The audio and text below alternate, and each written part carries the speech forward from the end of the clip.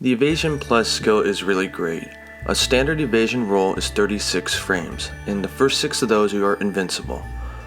But with the evasion plus skill, it extends that period of invincibility, letting you evade right through attacks and keep on the aggressive. Plus 1 is 10 frames, plus 2 is 12, and plus 3 is a massive 18 frames, which is half your animation. Evasion plus 2 though is actually quite sufficient, and you'll notice that you'll be able to hunt really well with it. Plus 3 is for specialized builds, which you'll see for something like evade lancing or for being super aggressive. Now some weapons do have a side hop, which is 18 frames long, which does mean that if you have evasion plus 3, the entire animation you are invincible.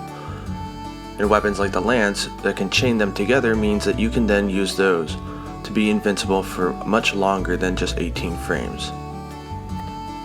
As you see here, with evasion plus 3, evasion lancing becomes incredibly safe, but also very aggressive.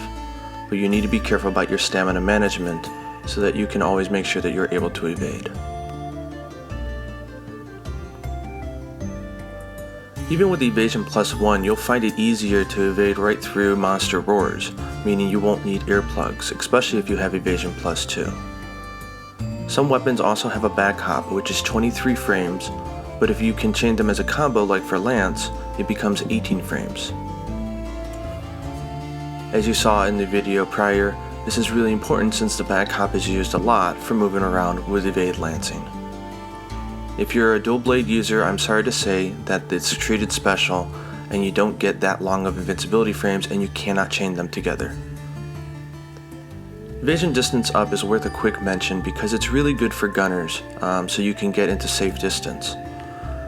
It also means that the amount of distance that is covered by your invincibility frames is also higher, so I think it goes really well together with the evasion skills.